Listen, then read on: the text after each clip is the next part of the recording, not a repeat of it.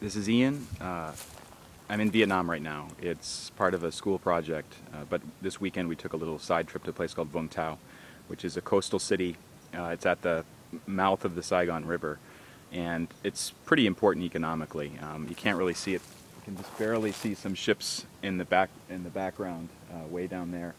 But you can see these huge container vessels and these commodity freighters lining up to get in or get out of the harbor. Sometimes they're picking up things from these giant cranes or other contraptions, and then you definitely can't see them, but there's some big oil rigs out there too, drilling for oil or natural gas or something out there. So this is really a huge economically important part of Vietnam. And as I've mentioned before, you see evidence of what's going on in Vietnam economically all the time. Very hardworking people, and there's a lot of activity taking place, both on the small scale, small businesses, people selling everything by the side of the street, to these huge infrastructure projects and giant signs of commerce that I see in the harbor out there. But one thing I thought about before I came to Vietnam was I didn't want to see Vietnam through the lens of what happened between the U.S. and Vietnam, 40 or 50 years ago. And I wanted to come here with open eyes and see what the country looks like now and where it's going, but I found that since I've gotten here, it's actually hard to escape evidence of Vietnam's colonial past and the difficulties that it had being exploited by its colonial masters, and I include the U.S. as part of that. I'm just going to show you something right now which kind of illustrates that.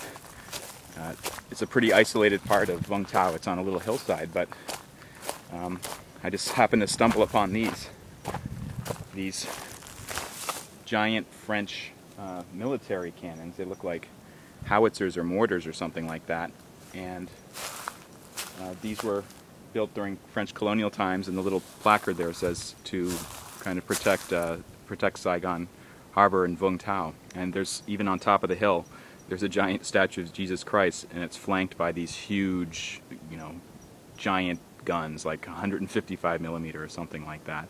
And I was wondering what the heck they were doing up there, and the reason why they are up there is because the French put them there. And this was part of their efforts to protect their colonial interest in Indochina.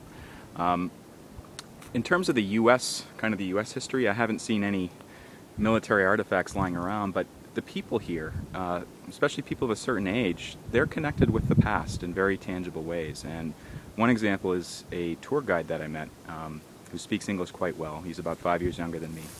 And he told us that his father was a captain in the Viet Cong, and the Viet Cong was the guerrilla force in the South that fought against the U.S. and also the U.S. allies, the Republic of Vietnam.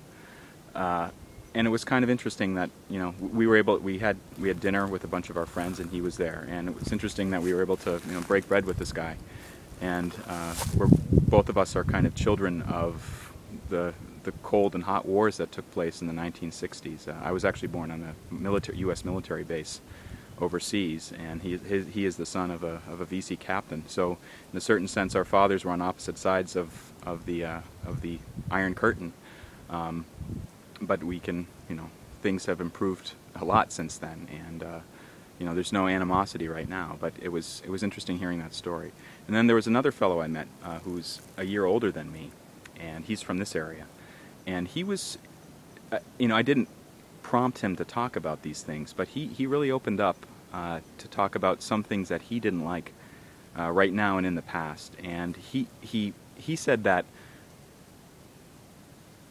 Vietnam should be a lot more powerful than it is right now. And he pointed to the fact that Singapore, which in the 1970s was kind of a up-and-coming Asian power, but still economically a little bit backwards, was in a lower position than Vietnam. But now Singapore is a very developed country, very strong economy, and he said he clearly resented the fact that Vietnam had fallen behind so much. And in his own point of view, he's only making $10 per day, which is $3,000 or $4,000 a year, and he's kind of resenting the situation that Vietnam's in. I didn't bring up the fact that, well, obviously there's a lot of economic development taking place, but this was something that kind of really stung him.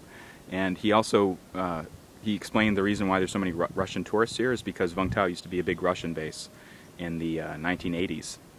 And he pointed to a period in the mid-1980s when he said things were really grim. He pointed to the ocean and said a lot of people died in the ocean out there, and that was during some sort of boat people exodus that the government allowed in 1985, I think he said. But you know, the situation was that hopeless that people were willing to attempt to flee the country and die for it. But he resented the kind of the history, and resented the fact that South Vietnam wasn't able to fulfill its promise. And he's too young to really remember the government of the South Vietnam. As I said, he's born in the late 60s like me.